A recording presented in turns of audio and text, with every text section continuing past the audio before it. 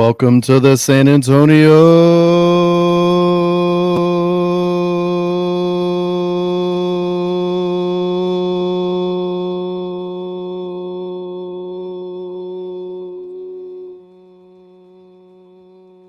FC Fancast. That was just for you, Matt.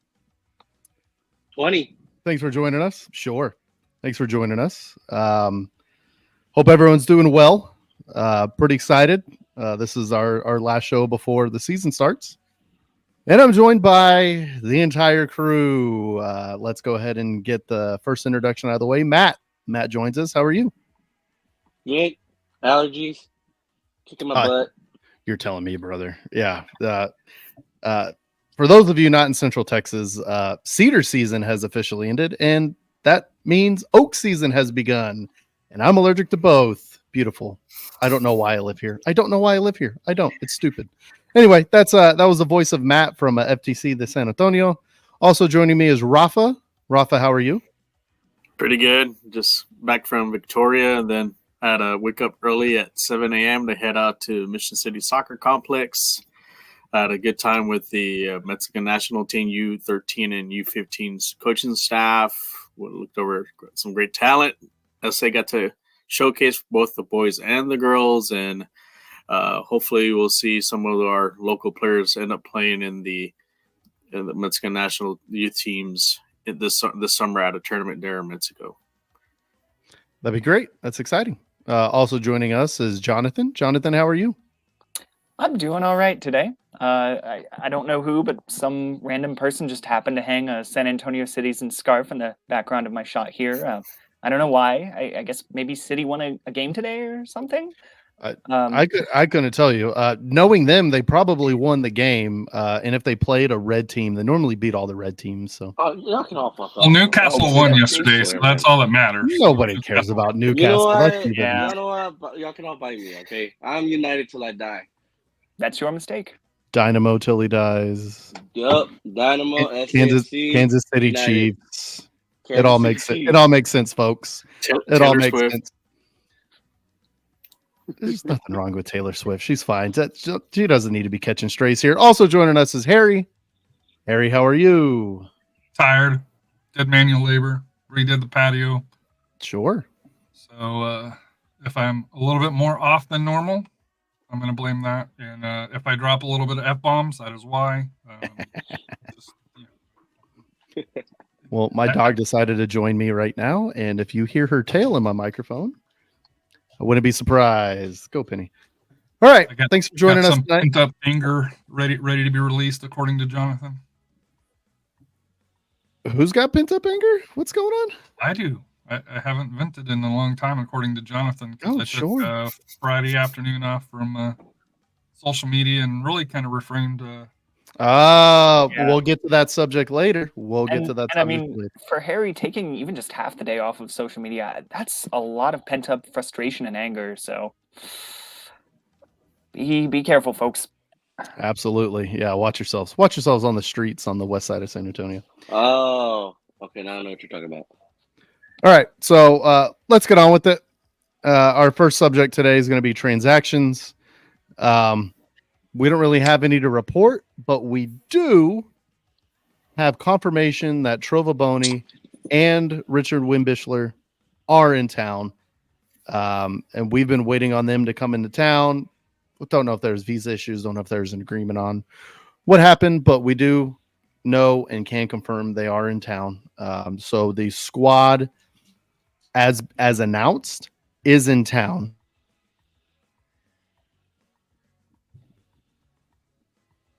Apologies. The whole squad is in town. They are together. They are training together. So that's great. That is a good sign. We've also heard rumors that we may be getting another signing or two this week. So I will be sure to wear my socks. If anybody else lights candles, whatever you do. It'll be more than that, though. It'll be more than that because they have not announced the academy signings, and they always announce the academy signings the first week. And that is an important part of San Antonio development. So. Is the academy contracts for 4 or 5 lucky academy kids. Very much so. We do know at least one is probably going to get signed, and that is Dalziel Ozuna, who's been in multiple U.S. youth national team camps.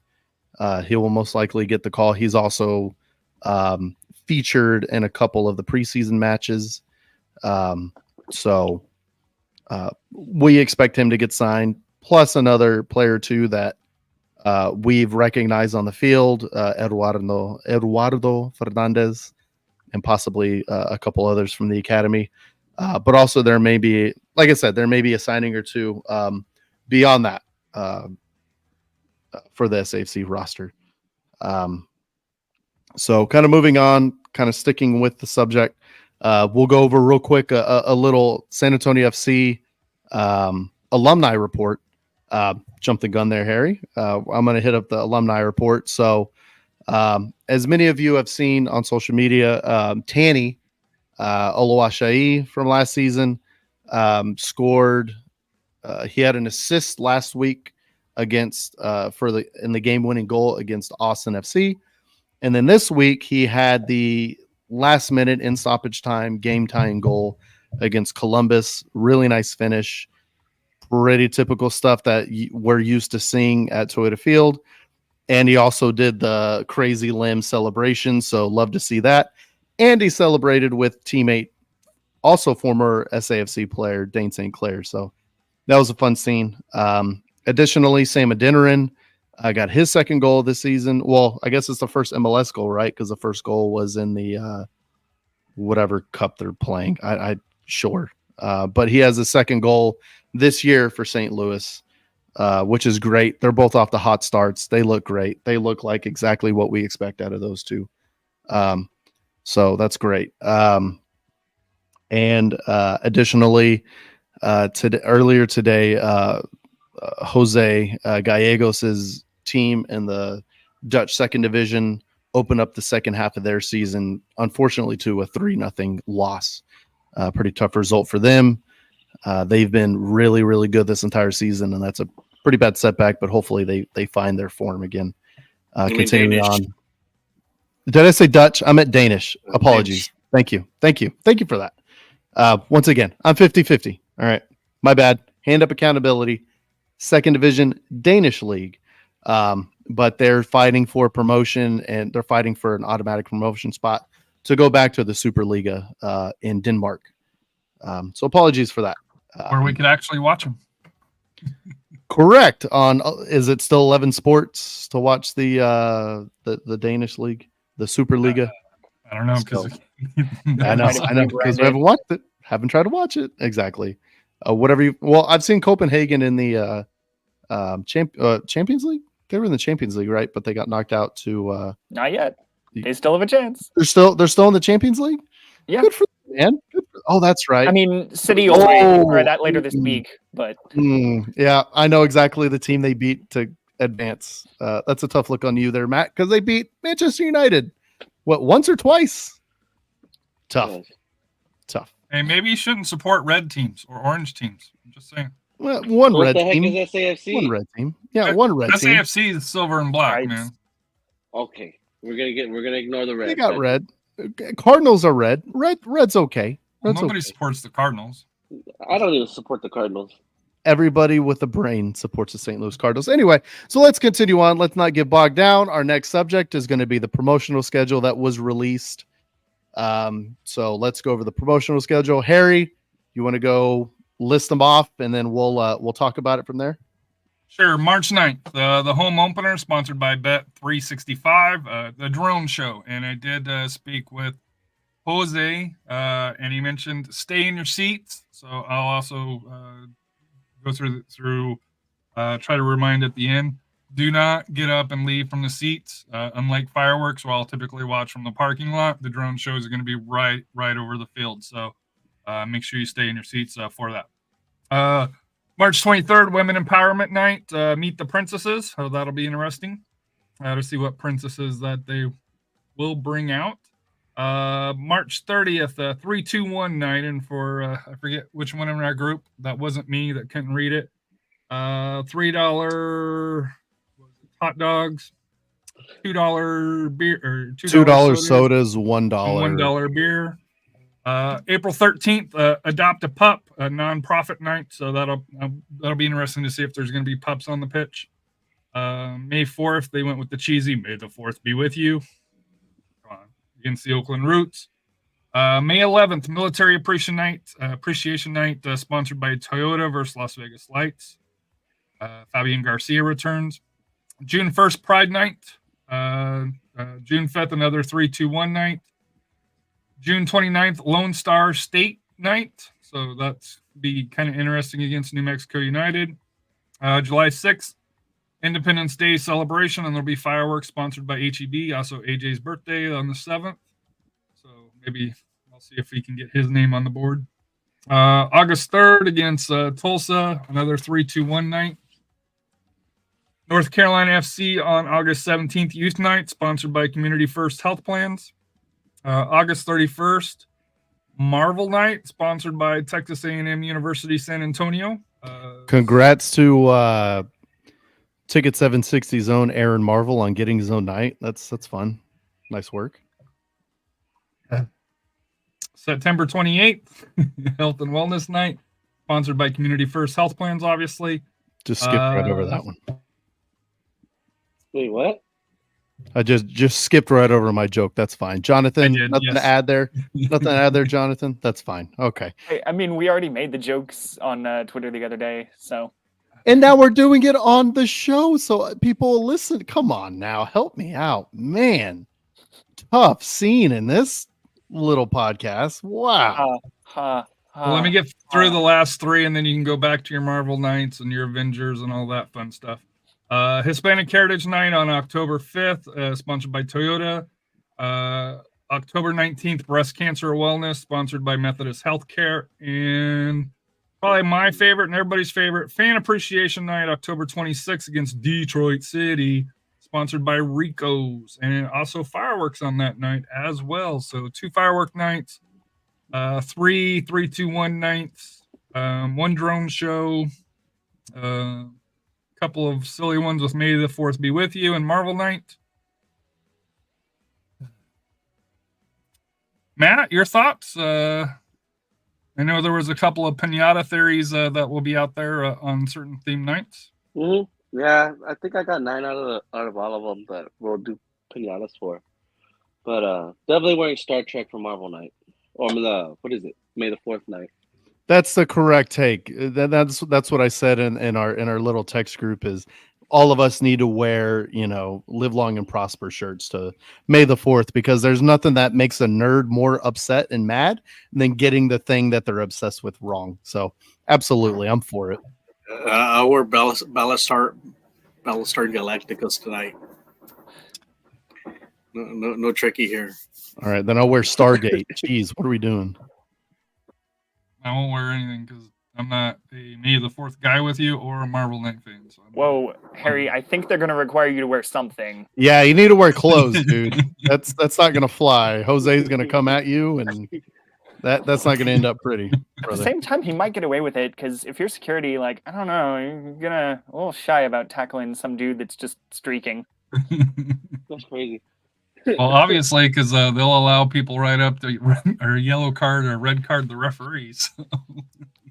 Stay in your seats, people. I'm not encouraging. Yeah, we're not encouraging that. Stay in your seats. That was an absolute tough look, though. Tough look in that. Oh, let's not talk about that. Anyway, let's continue on.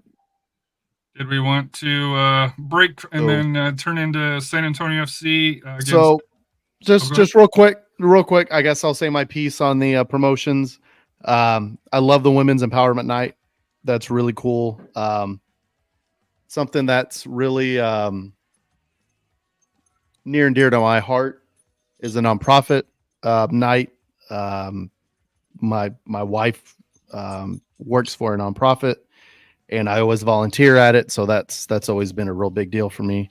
And obviously, like I said, Pride Night, Breast Cancer Awareness Night that's great. It'll be interesting to see the May the 4th and the Marvel Night. I think those are low hanging fruit, but we'll see. But pretty excited about the promotions this year. And real quick on our sound off on social media, I just asked listeners to sound off. Dennis Lamb's in here. The night he's most looking forward to is Military Appreciation Night. Right. Jeffrey Lopez said Pride Night and Breast Cancer Awareness Night. And Costless Titan at Costless Titan, shout out, who also runs now an SAFC podcast. So go subscribe to Costless Titan on YouTube to listen to his stuff. His favorite nights are Adopt a Pup, which is a nonprofit night, and 321 night. And he said, I like dogs and I like beer. Who can argue? All right. So moving on. Take it away, Harry. You can have dogs on each night. Hot dog.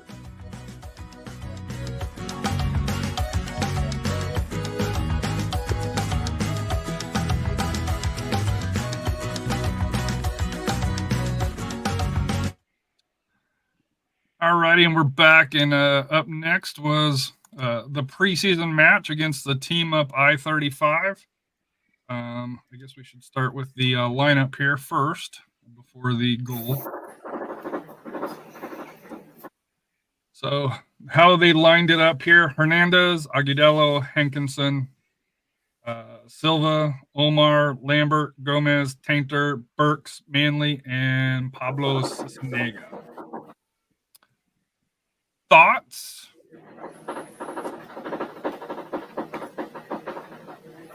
Well, there's been a lot of. My thoughts are: can we mute if we're not talking? I don't know what is happening over there. There's like some rocks getting thrown in a washer or something. What are we doing? Come on now. Cough button. Cough button. Go ahead, Jonathan. I was just going to say, we have 8 players that have played all 3 of these preseason matches now. So you've got some good consistency. I think that's, until you start getting players suspended and, injured and whatnot, that consistency is good. I would maybe be a little concerned about chemistry when you're having to start swapping guys in and out. But for the most part, that's what we would consider to be just about the first team, or, the preferred starting 11. So just good to see them getting reps, I suppose. And I think that's pretty much all I can say about the lineup. There's not much else beyond that I can think of. With the exception of Matt, I think we all agree with that. I hate Austin at being MLS. Matt probably has a soft spot for Austin. Let's get that fixed right there. I do not like Austin either. That's like saying a Houston fan is like, oh, FC Dallas, they're great. No, they're in-state rivals. Like, but it's single entity. They all have the same owner. Oh, one and the same. Tell that to the fans, though. The owners, sure, they're all under the same umbrella, but the fans, not so much. So this is the only highlight that we've got. It's the first goal. There's no sound to it. It is the corner kick, I would assume, based on this. Maybe a free kick. They said it was a corner. Yeah, corner. So.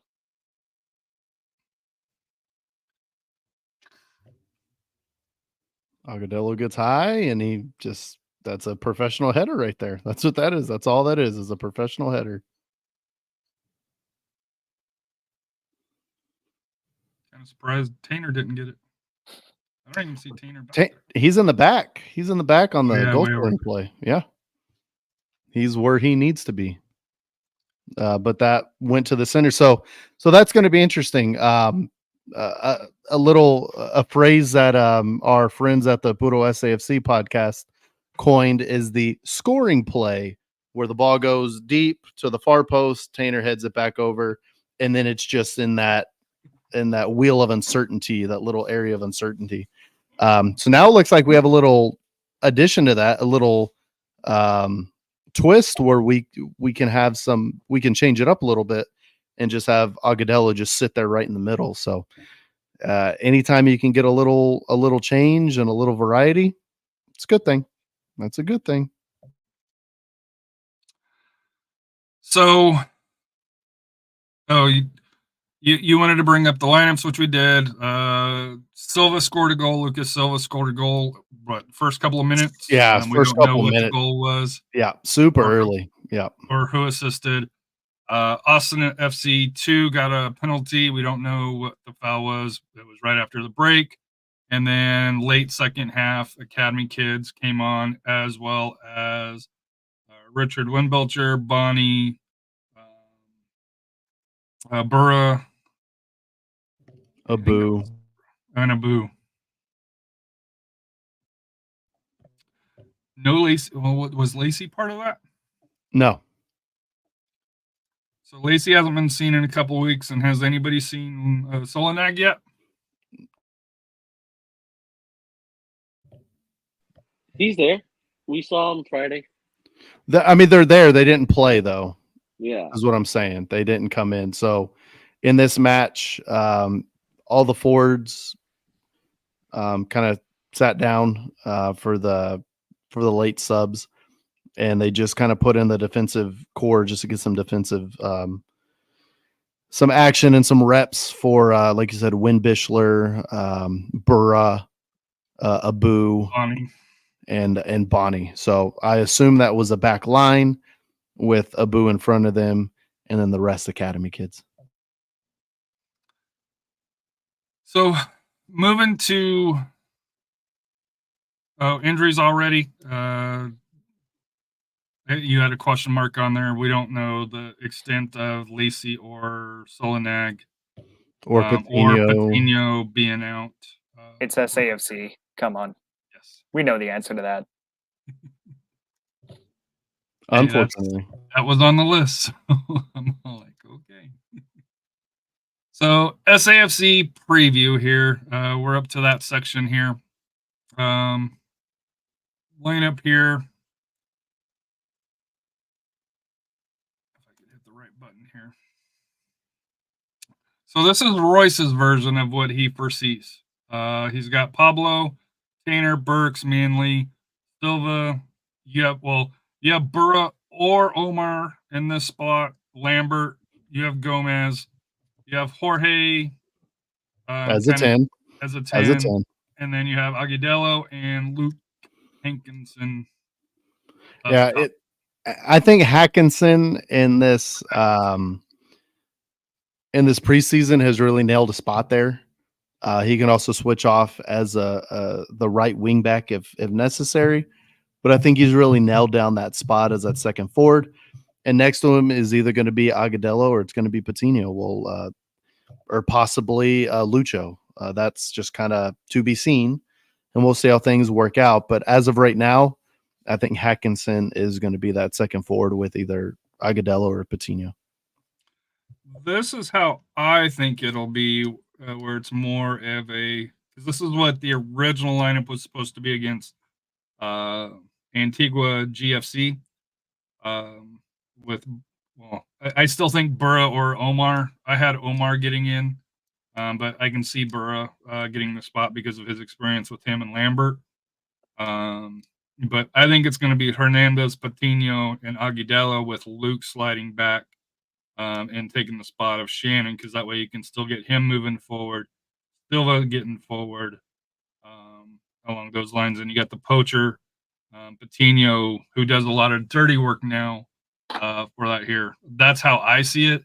Rafa, what do you see? I know yours maybe a little bit different, some more similar to mine than with Royce's, but your thoughts on, I think you had a Boo in, right?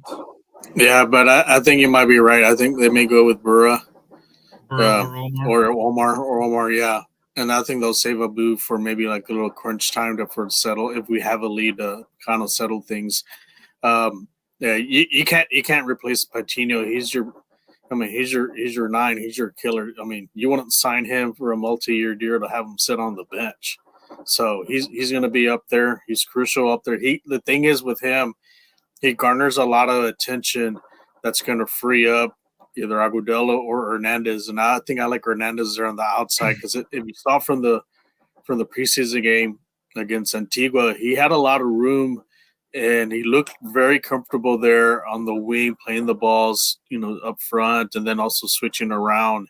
So I think the ball, I guess, as far as the play flows better, I think with this lineup, I think they're going to be more of an attacking style than just having just 2 up front. I think they understand that they have to pressure the backboard in order to be successful and also to create chances. Back three, I think Brooks has earned. I think he's earned the starting spot. He really has been playing well, and to have Tanner and Manley on each side is going to really kind of help him out there too. Like I said, Pablo's kind of more likely going to be your starting keeper for on Saturday. Jonathan or Matt, any feedback that you got on what you foresee as the lineup? Goalkeeper and back three, I don't think there's any question there. I think all five of us, pretty much the entire SAFC community, would say, yeah, they've started these 3 preseason matches together. That's going to be what happens, unless, cross your fingers. SAFC, we know how they like to have injuries at sudden moments. Always a surprise one. Yeah. In terms of the midfield, I think I'm kind of with you guys. Really, Lambert, no questions about. Silva and Hawkinson. I mean, he'll be somewhere on the field. Depends how you want to have that front line stacking up. And so it's really just that center midfield spot where it, over the last couple of years, has been Abu when he's fit. Could be Omar, could be Noguera.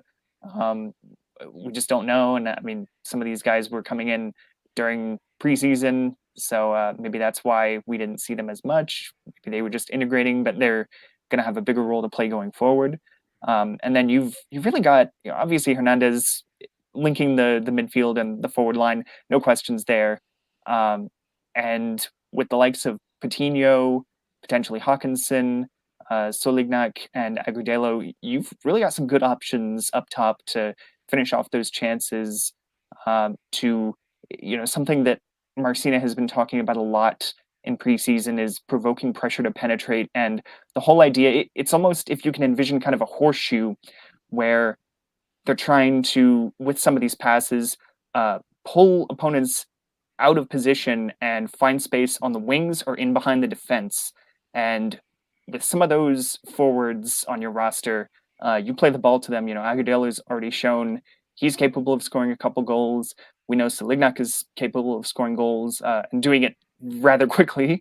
And Santi, as Tim Hankinson always liked to say, El Raton, sniffing out the cheese in the box. So, and Hawkinson even has proved he's capable of finishing too. We saw it against Antigua.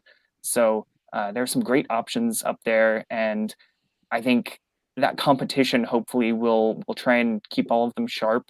And the fact that there is a bit of a debate is probably a good thing, because it means it's not settled. It means, at least for the first few weeks, the first month, it could be a bit of a revolving door where, okay, this guy hasn't quite worked out in the first few matches of the regular season. Let's swap this guy in. Let's try this different tactic. They should be able to push each other really well this season, I would think. Royce, do you see really, and I guess here's kind of the question, do you see a big difference with Agudelo here and Luke here, or if you have Patino off and you have Luke here and then Shannon here, do you see any big difference as far as how they play, or is it just kind of pick your poison type of a lineup? Defensively 100%, but also that's kind of why you have Carter Manley over there, is Carter can kind of help with that wide defending. But defensively, Shannon Gomez is a superior player. Hackinson is a more superior player going forward. But Gomez has the pace that Hackinson just doesn't have.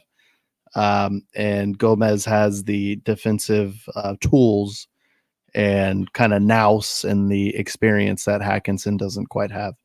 So there's definitely a risk there, but at the same rate, that's why you have, Lambert on that side. That's why I have Manley on that side to kind of cover for Hackinson if he, goes forward and kind of abandons his defensive responsibilities. At the same rate, Hackinson going forward, as we saw, combining with Hernandez in the Antigua game, that's something I don't want to, risk not having that by having Hackinson starting back. So, and with Patino and Agudelo, they're kind of one in the same position. So you definitely just want one of those nines being a pest. Patino more pest than anybody up there. So here's my question, and obviously you and Rafa are more technical, and I'll even throw Jonathan in.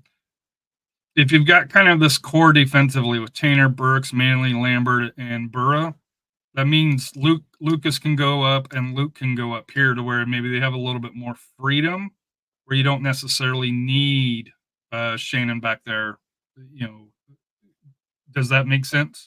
And I don't know if maybe that's what Rafa was kind of. So here's my example. Going more offensive on that. Here's my example of why I don't think that would work. The last time we had kind of more of a forward or a midfielder play as a wing back or a left back that wanted to get forward a lot and kind of abandon his post was Jack Barnby in Coach Powell's last season, where he would just go forward. He was a left back on paper. He was a left back. He just wouldn't go back. And that space was filled time and time again for crosses. I don't like that move just because it leaves your width. It leaves you susceptible to getting flanked and to have crosses come across. And if we're going to lose to a team like Loudoun, it's going to be because of a cross like that and kind of I don't want to say a lucky play, but just kind of one of those things we have no business giving up a cross, especially if we have the defensive players we should have. And that's kind of how you get beat against those kind of teams. And Loudoun does have good speed on the wings with Francois and Kahil El Makadar, who has scored some great goals last year, along those lines. And we know Cristiano Francois from El Paso and RGV the last couple of years here. So they will have speed to go down the lines there, and Skundrich and McCabe are solid midfielders as well. Zach Ryan, I think, is pretty solid up top, but I'm not, I don't know about Florian Bala and how creative he is, but we do know Loudoun will have wing play. Isaac Espinal off the bench is also one to watch out for on the wings when it comes to that. So that does make sense. Rafa, your thoughts on kind of Royce's, leaving Shannon in there and not putting Luke in there, and how that can affect the formation? Especially if they, like I said, they have speed. You want to kind of fight fire with fire. That's what you want. Like I said, Luke does have some good speed on there. I still don't think Juan Agudelo is going to start. I think it's going to be Patino.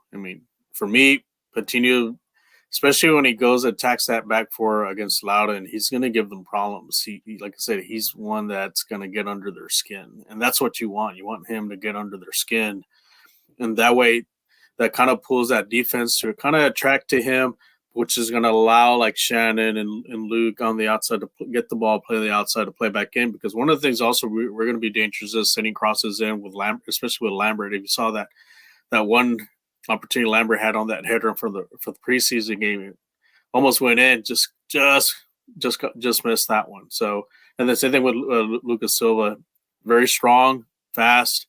So I think we match up well with them. I think with this one, I think the only tweak, as I said, is having Patino up front, because like I said, I do want to get under their skin, and then we can later on, if we do get a lead, then we can kind of switch it up, kind of have some,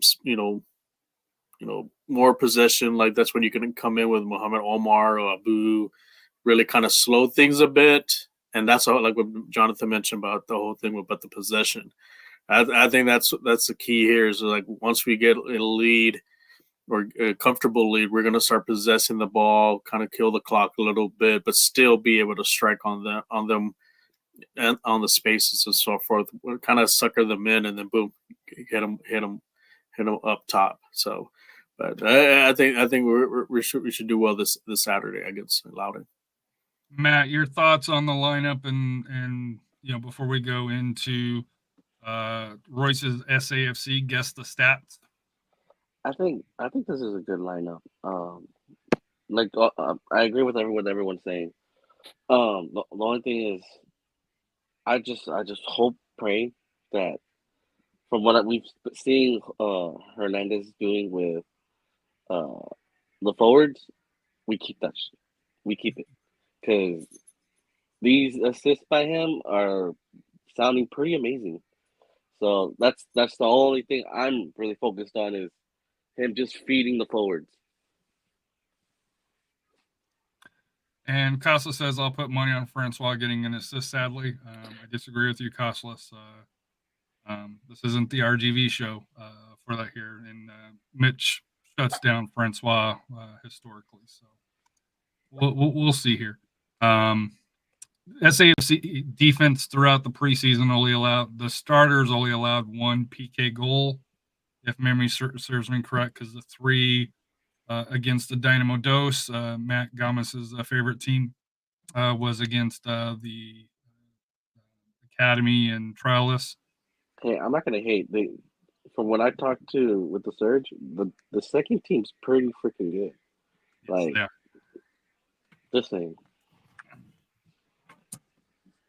So, Royce, you've got some guess the stats here for us here. You got your sheet, and is everybody ready to make a fool of themselves on Royce's little game here?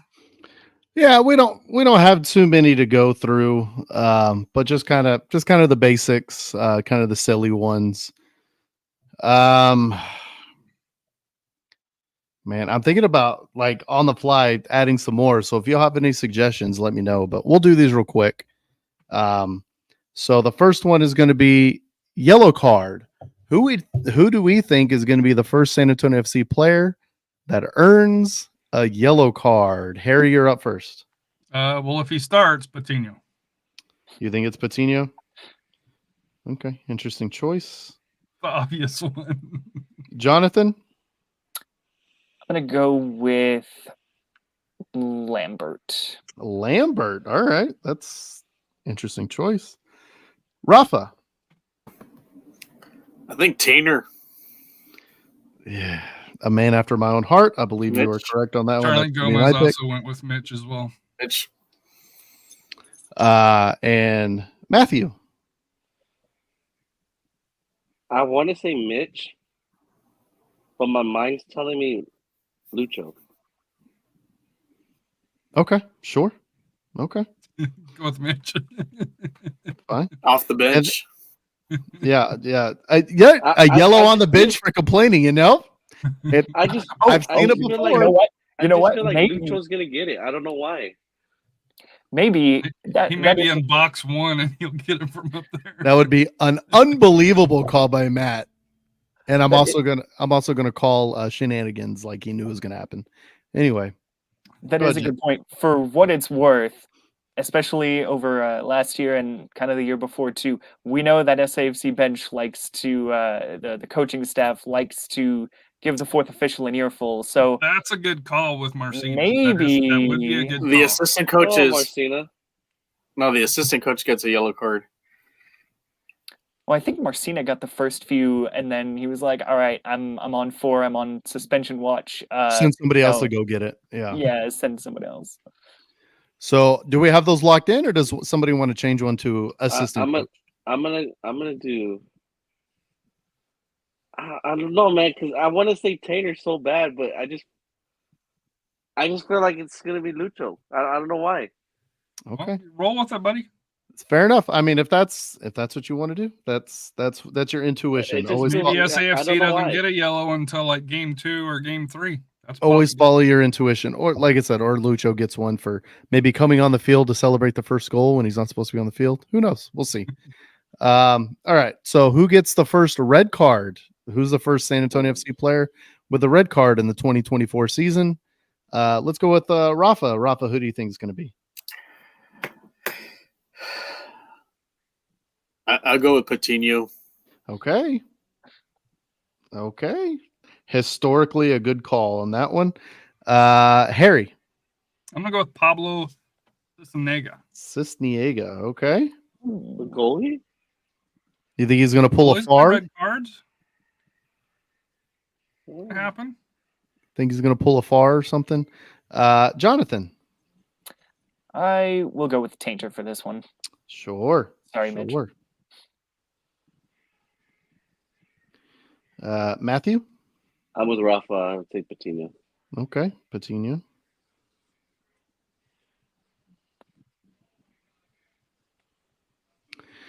I'm going to go with Silva with a nasty little slide tackle in the corner on the sideline.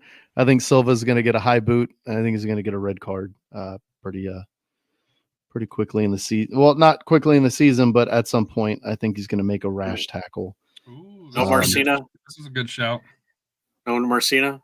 I mean, that's a good shout for Marcina for sure. I think it's going to be Silva, though. I think Marcina gets the red card after a San Antonio FC player gets a red card. I think that's how that's going to go down.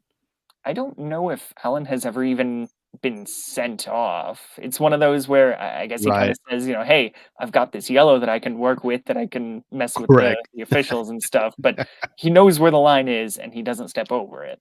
The man knows what he's doing. I mean, we've known that for years or decades now in San Antonio. All right, here's a fun one. Who do we think scores the first goal for San Antonio FC in the regular season in 2024? Matt. Patino. Mess it up, Matt. Patino. Okay, sure. I thought you were going to say Lucho. Rafa. I think Luke does. I think Luke gets a goal. Hackinson. Love that call. Jonathan. Kind of an easy or obvious pick because he got the 2 goals in preseason, but Agudelo, sure. Swagadello. Love to see it. Harry. USPX says, EH says easy Patino.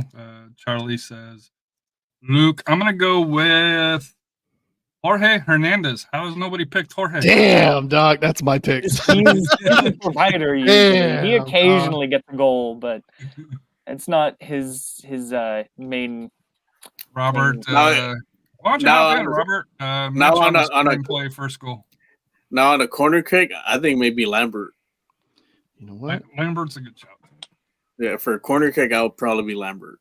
Lucas had one early too. So do you want to stick with Hackinson or do you want to go with Lambert? No, I'll stick with Luke, but if it's a corner kick, it's probably gonna be Lambert. Okay. All right. I'm gonna write down Mitch as well for Robert there. I like Hernandez as the call. I guess I gotta switch it up, huh? I can't just you can have Hernandez. I'll take Silva because I was 50-50. You're gonna take Silva? Okay. Hey, Morris, let me ask you a question here. Who takes the PK? Oh. For SAFCs this year. So if Patino's on the field, Patino takes it. Hernandez is not taking PKs. I think it was a pretty obvious call there. Last year, right? That's correct. In a row. Yeah. Yeah. Tough scene. So, Mitch just took PKs too. Yeah, but he missed. Do we want? Yeah, he has, but that championship one is always gonna be there. I haven't seen Hackinson take one. I haven't seen Agudelo take a penalty. I'm sure he's a professional at penalties. But I think whoever the striker is takes it. Lucho. Did Lambert take one in the final against Charleston? I wouldn't doubt he was it. in Salt Lake. No, the final last season. He was in Salt Lake. He was already in Salt Lake. Yes, he got loaned last year. Yeah. Okay, shit. Okay, fair enough. Okay, we got 4 more to go. Who gets the first assist? Who gets the first assist for San Antonio FC in the 2024 campaign? Rafa. Hernandez. Sure. Jonathan. I'll go with Hernandez. If everyone else picks Hernandez, I might change it just to be different. Mine's not going to be Hernandez because I want to be a little different on this one. Matt. Hernandez. Sure. Harry. Give me Lambert. Okay. I like that shout. Because the obvious is Jorge. Right. I mean, yeah, that's most likely going to be it. What I think it's going to be, and my call is Hernandez for the first goal. I think it's going to go kind of opposite. I think it's going to be a run by Luke up to the goal. He gets in a cul-de-sac, pulls it back. Hernandez is right there on the spot in the goal. 1-0 SAFC. So I'm going to go Luke Heckinson for the first assist of the season. All right. Now we got 3 more, and these are kind of the season-long ones. These will be really fun to reflect upon. We'll go with Jonathan first. Who's your Golden Boot winner for 2024 for San Antonio FC? Agudelo. Okay, sure. Rafa. Patino. I like it. Okay. Matthew. Hernandez. Okay. Not a bad call. Harry? I'm going to go Luke. I need to actually write Hackinson down, but fair enough. And my call is Swagadello. I like that call. Is that going to be the name? I like that call a lot. That's been his nickname forever, dude. That's been his nickname forever. I just saw it. I saw it either in this chat or I saw it on X, and I was like, is that the nickname? It's been his nickname. Like when he was in the U.S. men's national team, when he was on all those New York Reds teams, it was always Swagadello. Yeah. Agree, Costless. Swagadello's winning the Golden Boot. Me and Jonathan and I agree with you on that one. All right. So second to last is going to be, and this one's going to be fun because there's only 3 options. Who's the Golden Gloves winner of the season for San Antonio FC? 3 options. You got Cisniega, you got McIntosh, and you got not on the roster yet. I'm Pablo. I'm Team Pablo. Yeah, okay. We'll go Harry first. That's fine. Marsman isn't coming in. Who, by the way, got a win. He looked good. 7.6 on Flop Mop. Looked very good. Jonathan. Cisniega. Mm-hmm. And I'm going to put this out there. He wins it for the league as well. Okay. Love that call. Matthew. I don't know if I want to say it for the content. Do it. All right.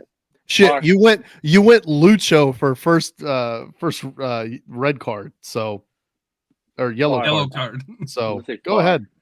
Far, Jordan. Wow. This is the Golden Glove for SAFC. It's for SAFC. Not USL. Man, that would be a massive plot twist. Bro, hey, that's what I'm saying. Like, hey, for the content, far. No, Cisniega. Yeah. Rafa. Okay, now the most important Golden Glove prediction, because you actually have some credit as being an actual goalkeeping coach and somebody who actually knows what they're talking about. Rafa, who's your pick? Restrepo. I know. I'm sorry. I mean, sure. Dude, where's Matt Cardone in this discussion? Yeah, I was gonna say the Stone Cold Steve Austin music is gonna come on, and you're gonna get the announcer on the microphone. Oh, is that Matt Cardone's music? And he just comes in and just gonna save everything. Correct. Maybe Dane St. Clair's coming back for. Sure he is, because he's got nothing better to do right now. What was that Colombian? Yeah, he's probably out of real estate, so he's coming back because he's not making money in Miami. Who's the former New York City FC goalkeeper that just moved teams? I think he's with Portland now, who was with the San Antonio Scorpions for the championship run. Is it Saunders?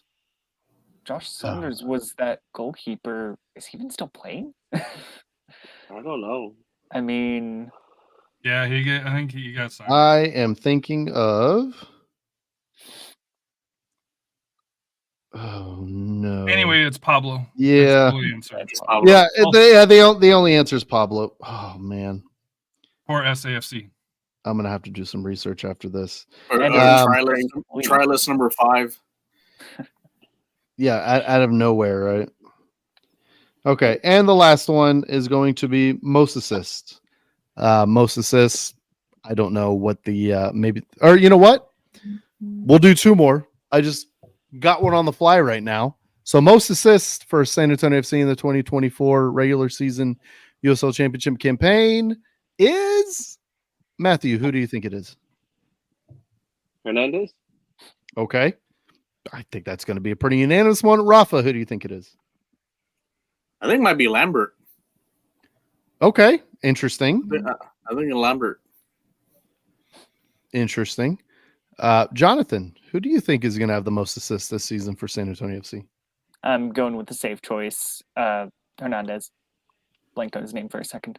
It has to be Hernandez, because if it's not Hernandez, that means he either got hurt or SAF's offense is not going the way Marcelo. I'm not putting that out there. Or the guy we signed on loan. I mean, listen, Hernandez got an assist, I think, in every single preseason match. That bodes well. Abu's a good one. Abu could. I don't think Abu's playing a lot this year, though. Or I hope that he's not playing a lot this year.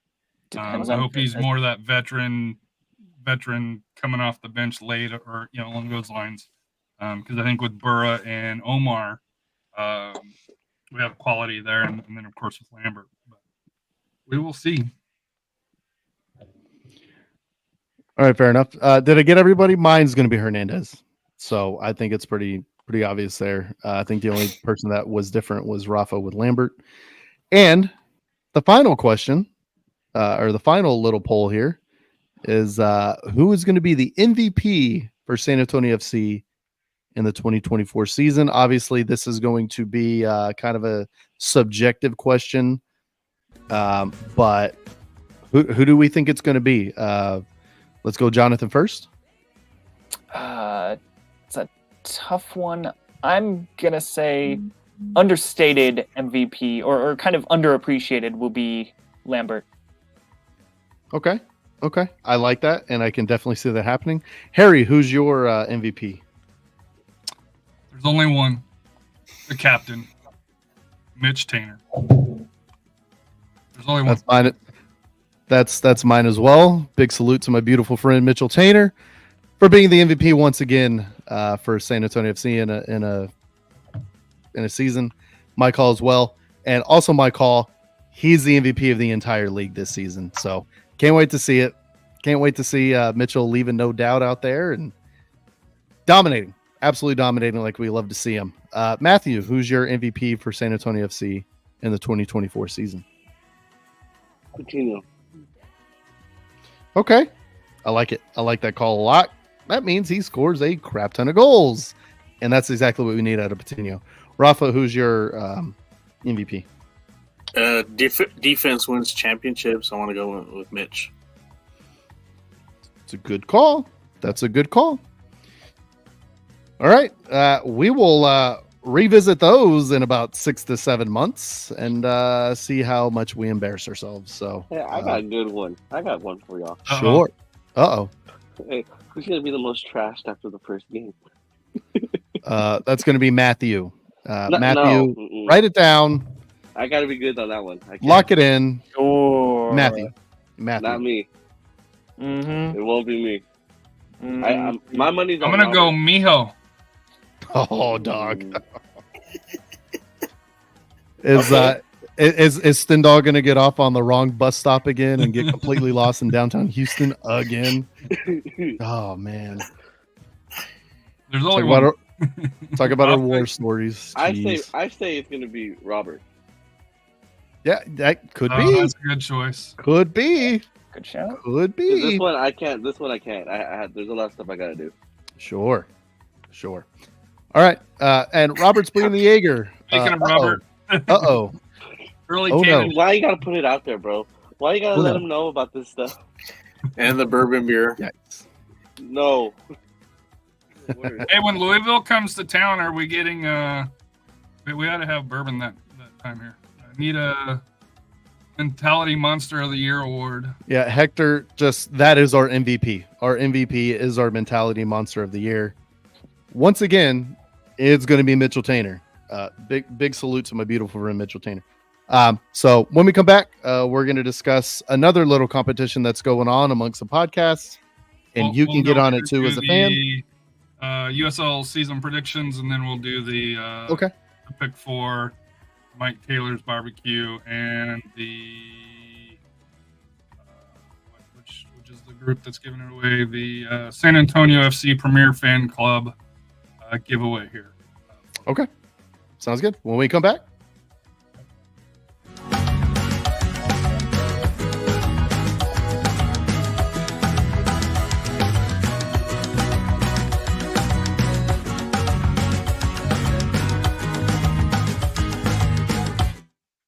All right, so Royce got to do his fun and games. This is going to be my fun and games. We're going to go through and pick how we see the season going. This is kind of a spinoff of the Pro Pick 4, but through here. So we're going to start out in the East. Who do you guys think's finish 12th? Who wants to? I'll go first because I already know my list here. I've got Miami FC, the Miami FC, pardon me, finishing last in Eastern 12th. Yeah, that's hard to argue. I think it's going to be Miami as well. Lock me in for Miami. For sure. I completely agree. Matt? For the East? Yes, the East. Hartford. Very interesting. Very interesting call. Oh, shoot, I don't have Jonathan on here. Did you want to do this, Jonathan? I know you're part of the media. I didn't see my name on this, so I was like, oh, cool. I don't have to worry about coming up with this made up yes. I'm fine. Not so lucky. No, Hartford reloaded a lot. They're basically the Colorado Switchbacks East now for the players they brought in. So that would be something went very wrong if they end up last, but we'll see. Hey, money doesn't buy championships. Exactly. Jonathan, who was yours? Good players do. I'll go and go with Miami since you're going to twist my arm. Hey, you're the one that spoke up. You Rafa? It was a little toss-up between Miami and Carolina. I'll go with Miami.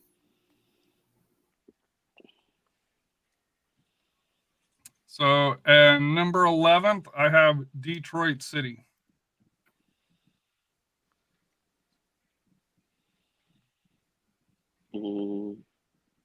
I can do that.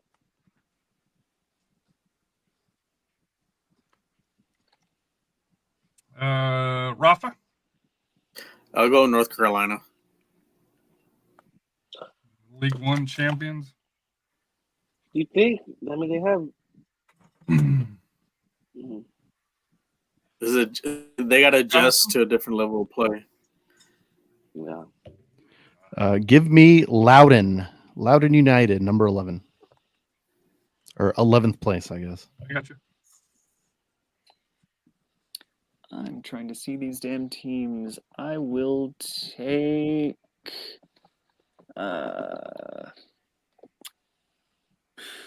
Indy.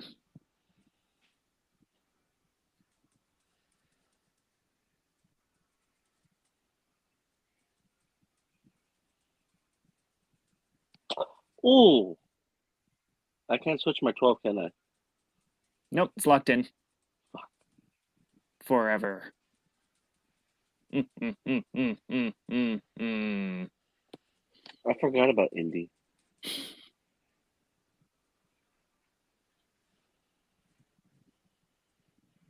Are you going Indy now? Yeah.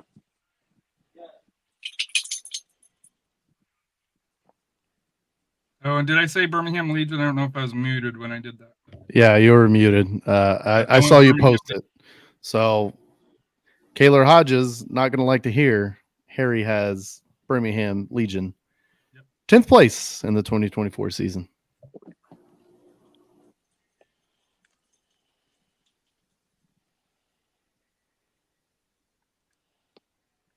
Oh, 100%.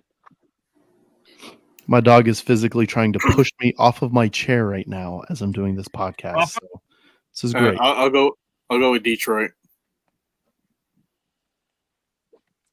Jonathan? North Carolina.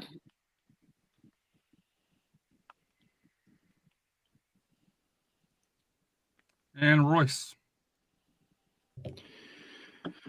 10th, man. These four positions are really tough here. Getting closer to the cut line. Give me Indy. I think they just missed the playoffs again. Give me Indy there in 10th. Robert, hop on, bro. Memphis is going to be bad. They're not in the East, buddy. Yeah. Memphis is in the West there, pal.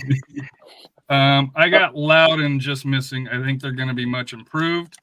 I like the way the new ownership's directing them, and like I said, if you're a Loudon United fan, there's a lot of things looking forward to. I think you're going to just miss them. Rafa. Yeah, I'll go with Loudon. Matt? Detroit. You already went Detroit at 11. Oh, my bad. I can't see because it's so small. Loudon. We'll go Loudon then. Jonathan or Royce? I will do Detroit.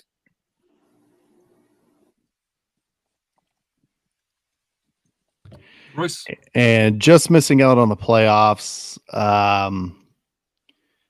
Give me, man. See, this is kind of where it's tough. Oh. I think Detroit just misses out on the playoffs this season, unfortunately. That's kind of where I'm going to have them right there. Yeah. I got Pittsburgh just making the playoffs. Wow. Ooh. Hot take.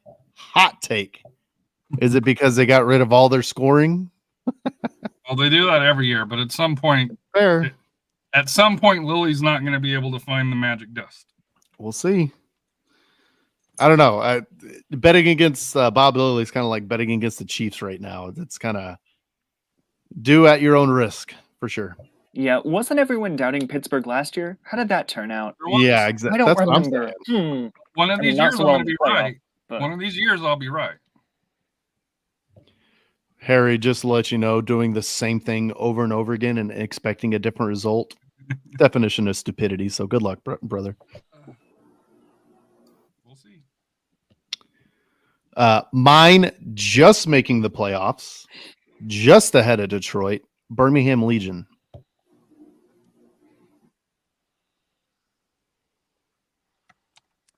Matt? North Carolina.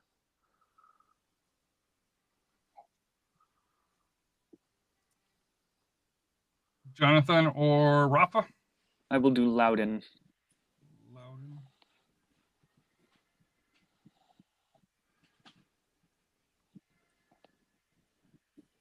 Find it right below Louisville. There you go. I'll go with Indy. They squeaked by a point. Yeah, they still have all that veteran presence. We'll see if they finally put it together. Obviously, they don't have Solomon Asante, but they still do have a lot of veteran players. So we'll see how they do together.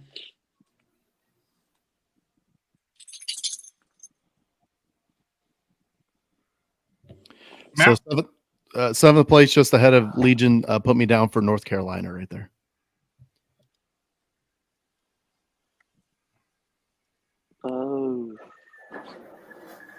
Birmingham. Jonathan? Rhode Island. Oh, I forgot about them. We probably should have done this beforehand so that we weren't picking on the fly. Honestly, it's fun, but it's good. It's good. This sent out to you guys midweek. I'll go with Rhode Island. I went over it and I have an idea, but it's just those 4 teams from 7th to 10th are so hard to pick because so much has changed in the Eastern Conference with rosters. They're just really tough to pick right now. 6th, I went with Hartford. Yeah, give me Rhode Island for 6th.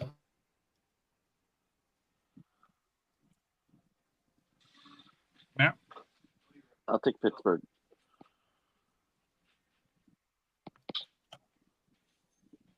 Jonathan or Rafa? Hartford.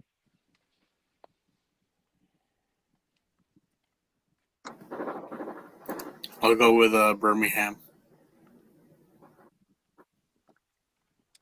In 5th, I have the newly promoted, defending USL League One champions, North Carolina FC. So North Carolina, I have them ranked the highest. Rhode Island. Who said Rhode Island? Me. Matt. Jonathan, you were saying? Yeah, I said Birmingham. Or Birmingham, I guess, because we're on this side of the Atlantic. Rafa? Pittsburgh. And then Royce. Give me the Charleston Battery in 5th.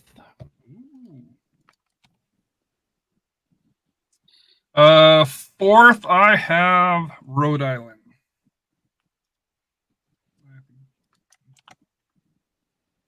Charleston for me.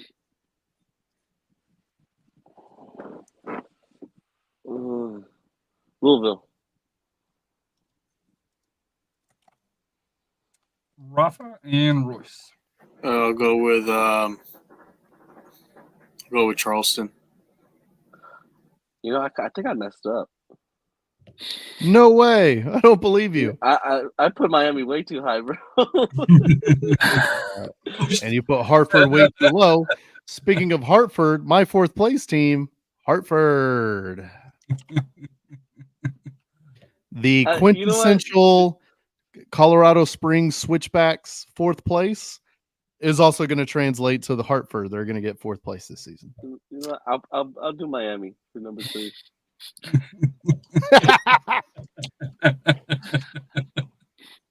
Pittsburgh for me. I was just trying to be different on the bottom, bro. I didn't want everybody to be Miami. I got the Rowdies 3rd. Who else? Matt had Miami. Who else was saying? Pittsburgh for me.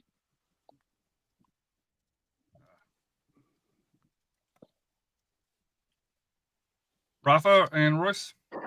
I'll go with Hartford.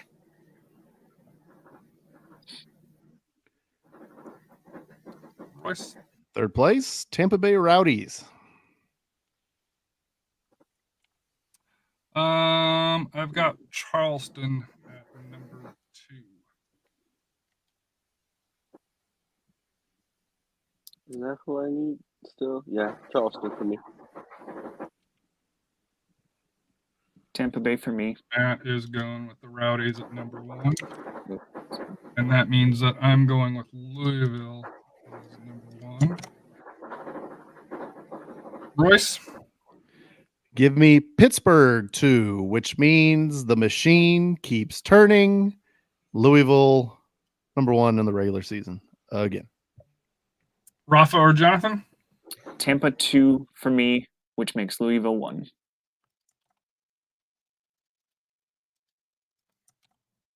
Rafa? Do Tampa 2. Louisville 1. We're a bunch of Louisville fans over here, evidently.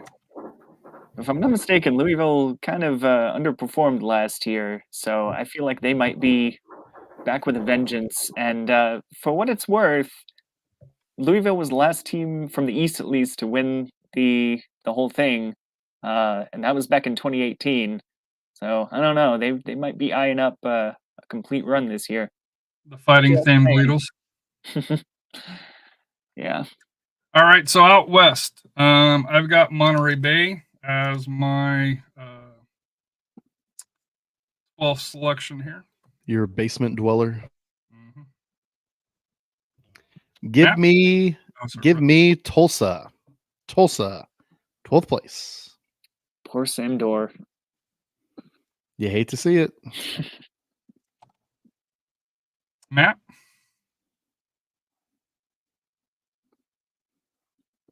Matt says he's out. Jonathan? I'll go Memphis. That's a good shout. Yeah, it's not a bad shout.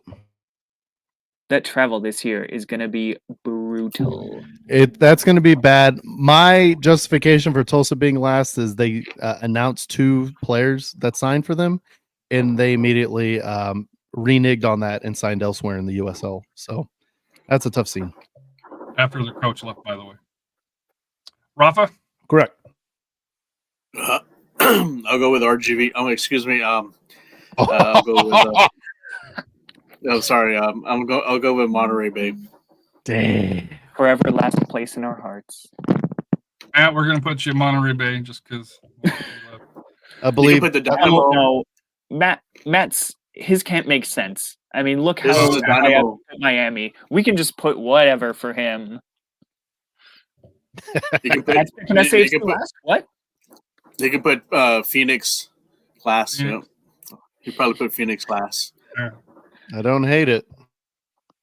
All righty. 11th, I have Oakland Roots. Damn. Give me Memphis for 11th because I agree with Jonathan. That travel is going to be tough. Had to think of another word, huh? Yeah, I need a thesaurus. Matt, are you back? He looks back. Rafa? No. I'll go with Tulsa.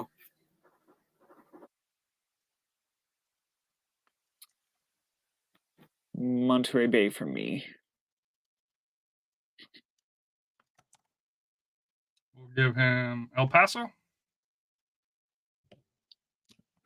I love it.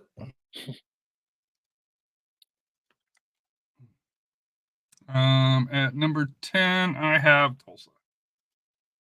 I've been on their train the last couple of years, and well, they always let me down. Give me Monterey Bay.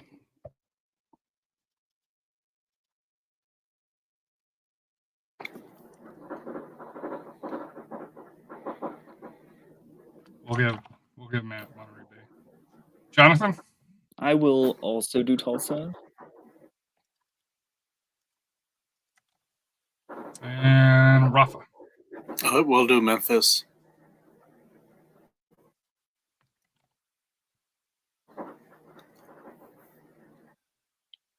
And in number 9, I'm just missing. I have 901.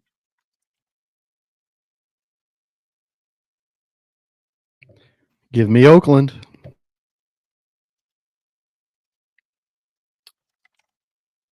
Ditto for me. Rafa? I'll do Las Vegas.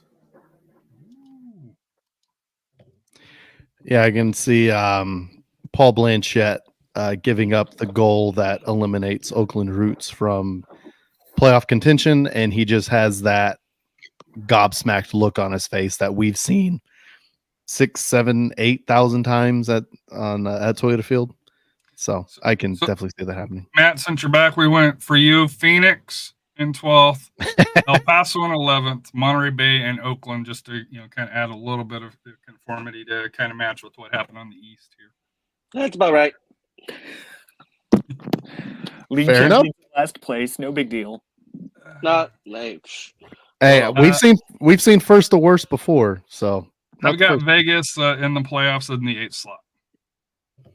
Same for me. I think they squeak by. Same. I don't know what happened. I think my signal just went. Who knows? Make it New Mexico for me. Ooh. Rafa? The Loyal. I'm gonna go with El Paso. Yikes.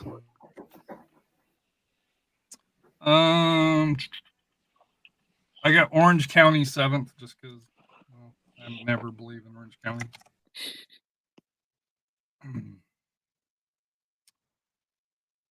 Matt?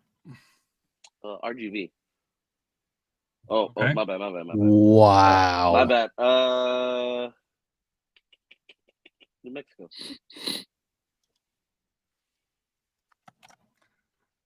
J. Chuck, Rafa, or Royce? I'll do El Paso. I'll do New Mexico.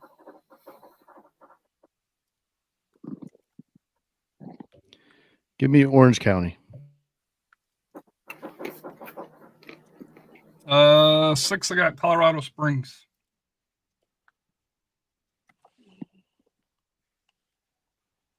Matt? Sacramento. Love that call.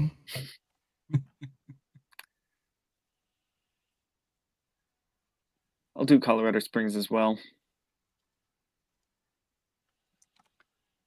Royce and Rafa? I'll do Oakland.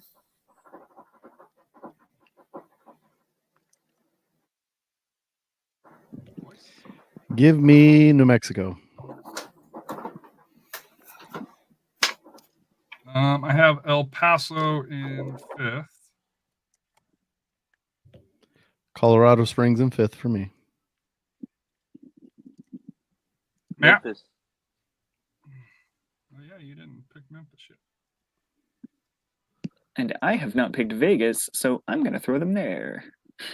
I like it. Possibly an oversight on my part. That's definitely not a I mean, honestly, Miami in third. we don't even know if Vegas is going to be in the league until like 2 weeks before the season anyway. So. Hey, but they built a team, though. They have built a team. But when did they build it? That's Rafa? I'll go with Colorado. And hosting El Paso in the first round, I have New Mexico. Just because, well, that'll be a fun match in the playoffs.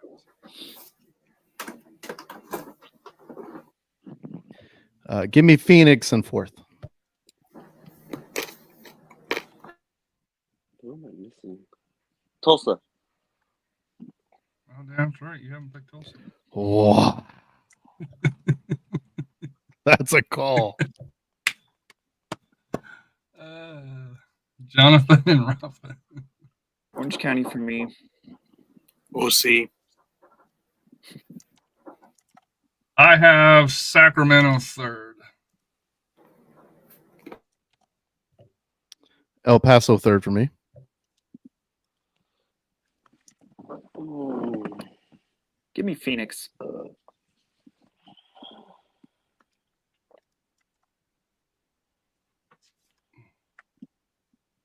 Matt, you've got, let's see. I know. I'm trying to see who I have left.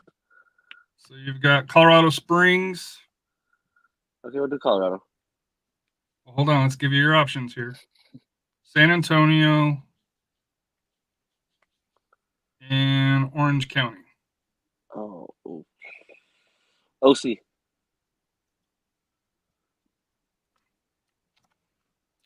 Rafa? Phoenix.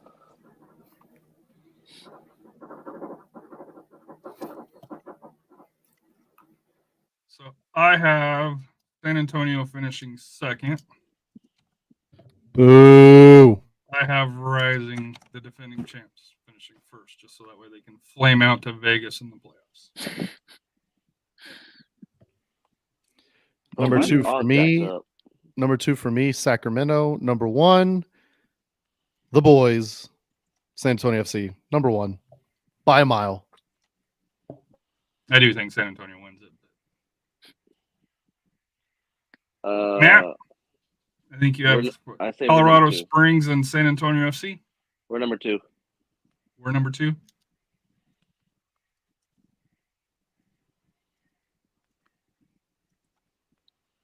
Jonathan? I'll do SAFC 2, which means Sacramento 1. Boo. Hey, not everything's going to be perfect, bro. SAFC 2, Sacramento 1. Boo. It'll be close. What are we doing? My goodness. Hey, Royce, Rafa, did you copy off my homework? So we've got San Antonio second. 4 out of 5. Royce has got them winning. You're damn right. I always like to have them winning. But in the Pro SAFC pick, I went San Antonio, so that tells you where it's at. I went just with the fun little rivalry here. Royce has got basically San Antonio, Sacramento, El Paso, Phoenix. Matt's got Switchbacks, SAFC, Orange County, Tulsa. Jonathan and actually Rafa have the same. They were copying homework from each other. That's what I was saying. Sacramento, San Antonio, Phoenix, and Orange County. So that was my fun little experiment. And then coming up next is final thoughts and I guess semi-final thoughts, but kind of encourage promotions for other things, I guess is the better word for it.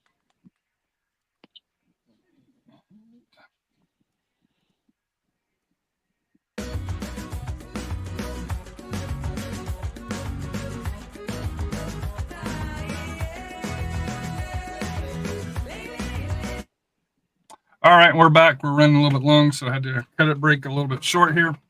And this is in partnership with Pro SAFC, another great SAFC podcast, Clayton and Matthew. And this is a contest that's sponsored by Beckard Vineyards. If you go to beckardvineyards.com, if you're a wine drinker, I'm not a wine drinker, but they do offer some, where you can order through here. They do have tours, and then they also have a main street tasting through there. And like I said here for Becker Vineyards. But Pro pick 4 SAFC fantasy game here.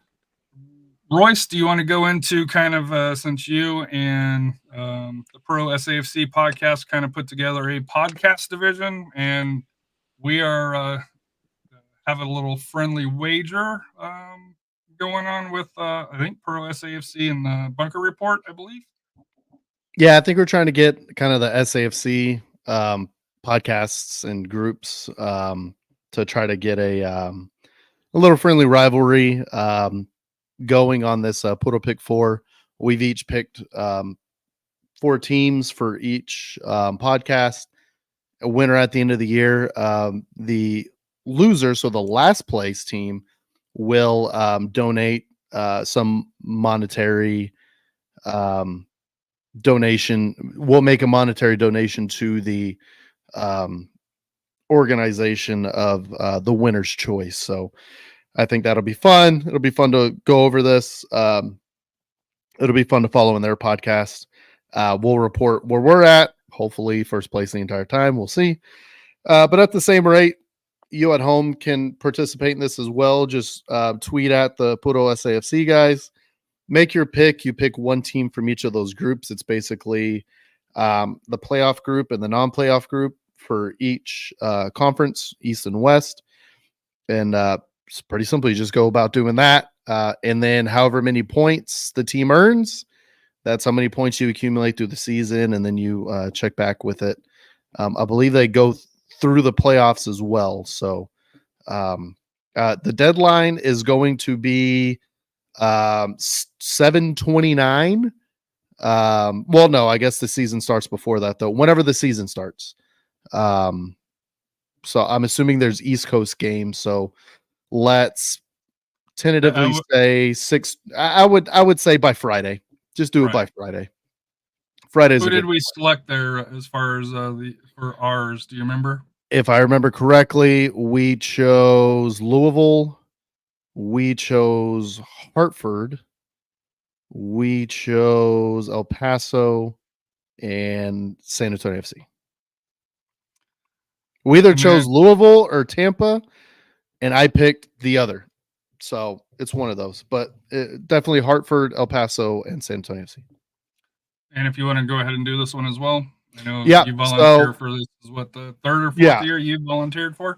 Correct. So for the last 4 years, we've helped put together a charity barbecue.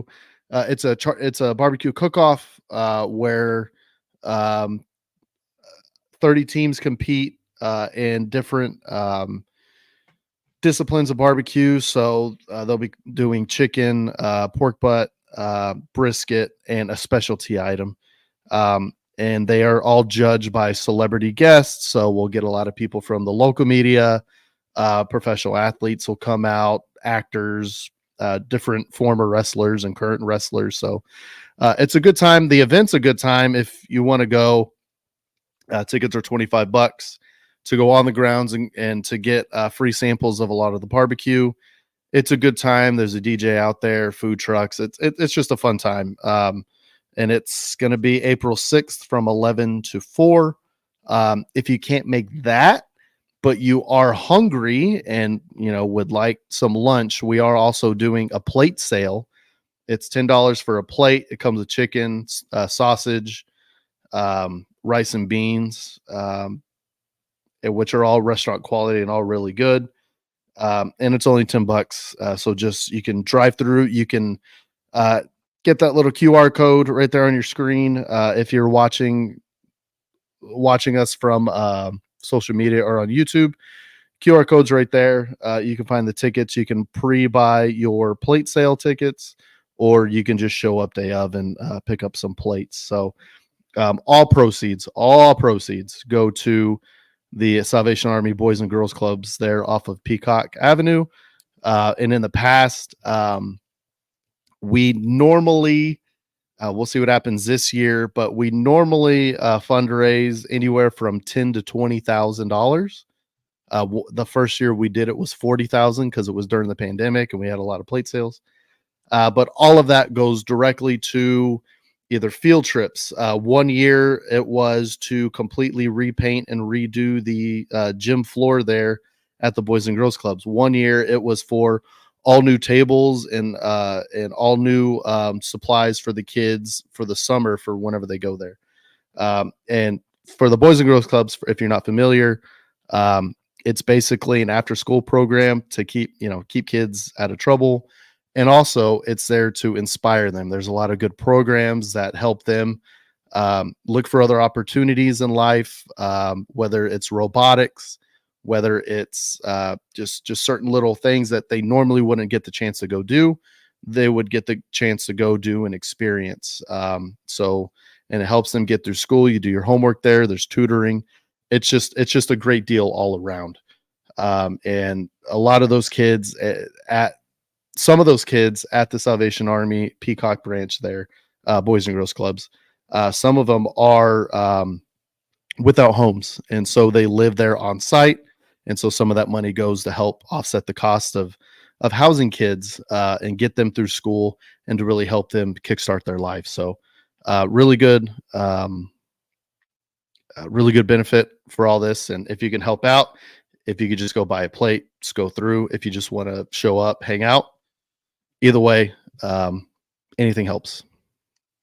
And I will say also, Rudy J and Mike Taylor have started, and I forget the guy behind the scenes. Love You Hard TV on YouTube. It's a great show. They do talk about the Mike Taylor barbecue as well. Great sports show here. So if you can't, if you can, subscribe to them as well for that here. It's like I said, it's an entertaining show. They have an hour that's open to everybody, and then a subscribers one, which I believe is $6 if memory serves me correct for that here. But I like Rudy J when he was on the radio airwaves, and it's been a good transition. And him and Mike have worked well together. Surprisingly, I'm not a huge Mike Taylor fan personally for me, but like I said, I really like Rudy. I know Royce has known Mike for 3-4 years now. Pretty good friends. I've known him for quite a while, so yeah. But he's a good guy. Matt, you're up with this one here. For that here. Hold on, where did it go?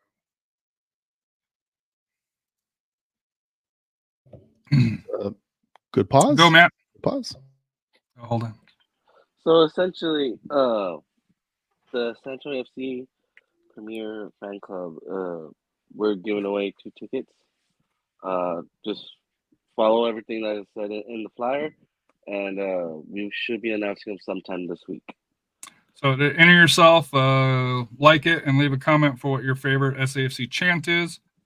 And here's a little secret. If you go to the SAFC app, it also has the chants on there. Or if you go to the FTC page, I believe the Copatejas page and 210 page also has chants on there. To enter for a friend, like and tag your friend and tell them why you love to go to SAFC games. Obviously to see good football for that here. So it's a good thing here. Like I said, bunker seats. It's not really seats, just to give kind of a fair thing.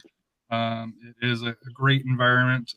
Matt, and Stuart and Rafa, sometimes down in there, and all the Copatejas, FTC, and 210 Alliance do a great job of creating an environment down there for that here. So that's through there. And then the last thing here, Jonathan, Bluish Moon. I know we didn't get this on the opening here, but anything going on this week with Bluish Moon? Anything that we should be on the lookout for? So still not sure if I'm going to do the previews like I had been in the past. I just don't know if enough people care about those and get valuable information from them. But I am thinking about writing something a little early this week, kind of looking back at preseason and some reflections on that. I won't spoil too much now. So I guess that's my promotional thing. It's not a giveaway or a charity event, but there's that. And is this kind of our final thoughts, or yeah, you can kick off? Yes. Okay. My final thoughts, I would just say, kind of like a couple weeks ago with the preseason friendly, but crank it up to 11 now. It's going to be great to get back into the rhythm of this, to see everyone back at tailgates at Toyota Field. And I'm also, we've talked about what's the ideal SAFC lineup. I'm kind of just curious to see how the roster ends up shaking out. Even though the regular season's about to start, you guys alluded to it. There might be some signings this week. There might be some other signings over the course of the next few months, because that's how SAFC was last year. I think within 2 or 3 months of the start of the season, quite possibly more players had been added than were added before, that first game. So, we'll see how this roster shakes out. I'm curious to see how that goes and how that sets the team up for the rest of the year.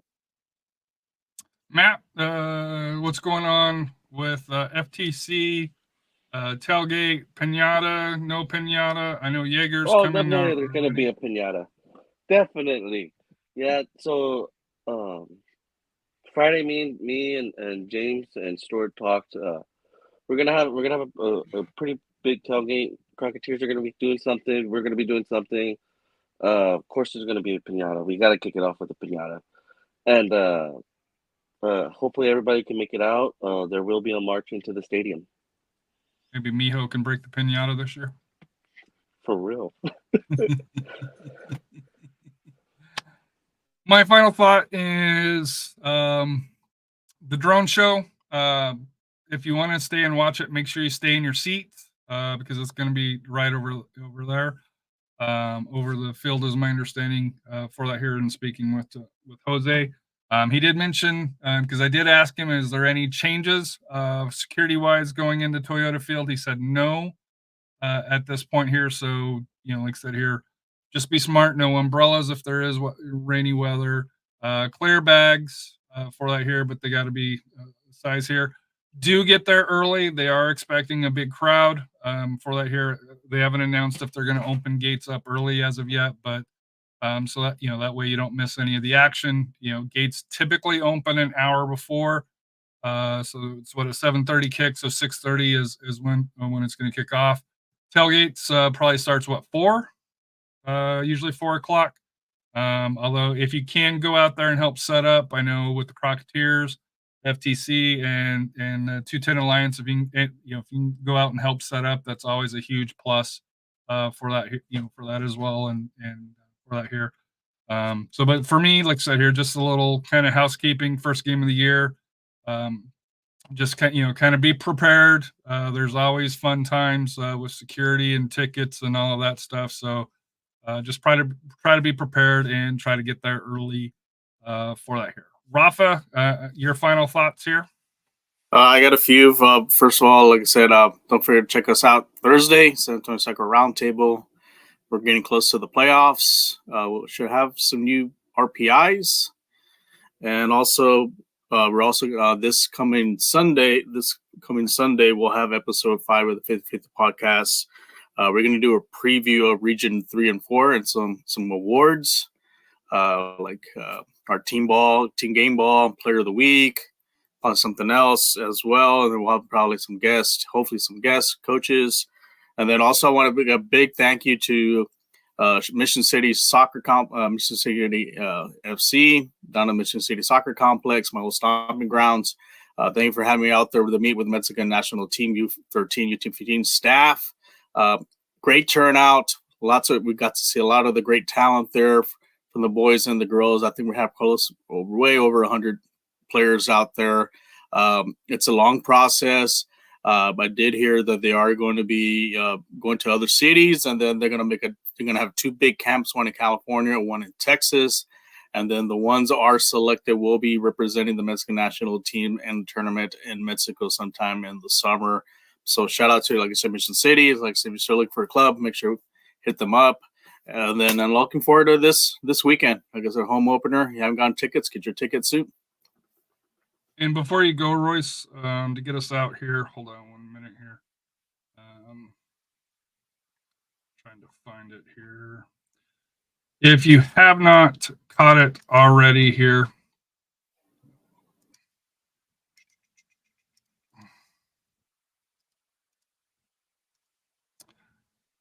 Kickaball, it's a podcast which you can get on Spotify through their and Instagram Live, or it was on Instagram Live, but they have an interview with Cameron Lacey that was already aired here.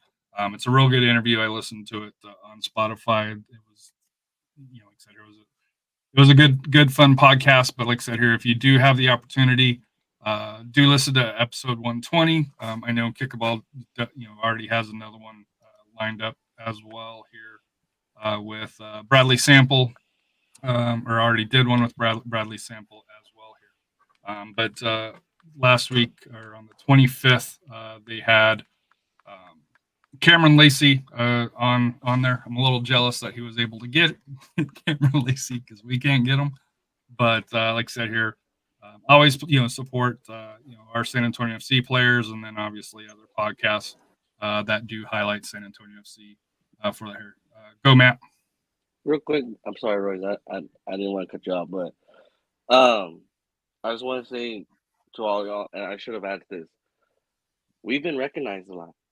We during Friday, a lot of people came up to me while I was on the phone with Rafa. They're saying, "Hey, are y'all that podcast that been playing on?" I was like, "Which one?" Because there's a couple, and they recognized me. They recognized Robert, and hey, we're doing something good, guys. I just want to congratulate all y'all, man. There's people actively listening to us, and I just want to shout out to y'all. Y'all are doing great. We're being recognized. People are listening to us.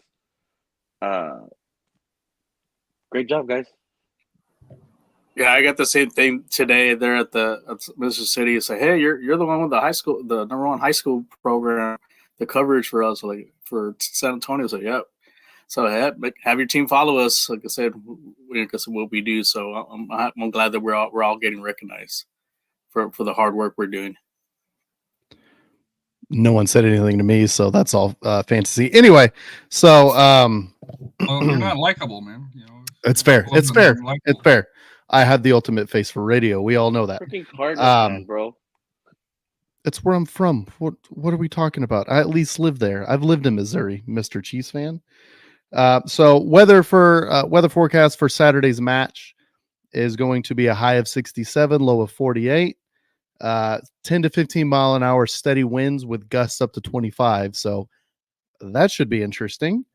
My second point was U.S. soccer needs to grow a spine. I can't believe what they've allowed to happen to the U.S. Open Cup. I know we didn't really want to cover it. I know it's really made Harry upset, and it should upset everybody that is a fan of the sport in our country, because this is one league that has some money that is completely controlled the federation and can do whatever they want, and the sport is suffering because of it. It sucks. And I'm just going to speak for everybody, and I think we all agree it sucks. And U.S. soccer needs to grow a spine and figure out what they need to do, or else the U.S. Open Cup, the longest running Open Cup competition, I believe, in the United States and in a lot of the world, it's pretty is on the deathbed right now, and it's upsetting to see. And kind of my final thought, kind of not going along with that, but to kind of separate from that, I can't wait to see everybody on Saturday. I've been looking forward to this since the 3-1 loss against Sacramento in the playoffs. And we all know what happens when SanAntonio FC has that chip on their shoulder, where last season did not end well, and we still have a good core of those guys that last year wasn't good enough. And so they need to prove that this year, and they need to show the league. They need to remind the league who they are, and they're going to do that this season. And I look forward to watching the whole thing happen. So can't wait to see y'all. Really looking forward to Saturday. What's life without goals? Good night.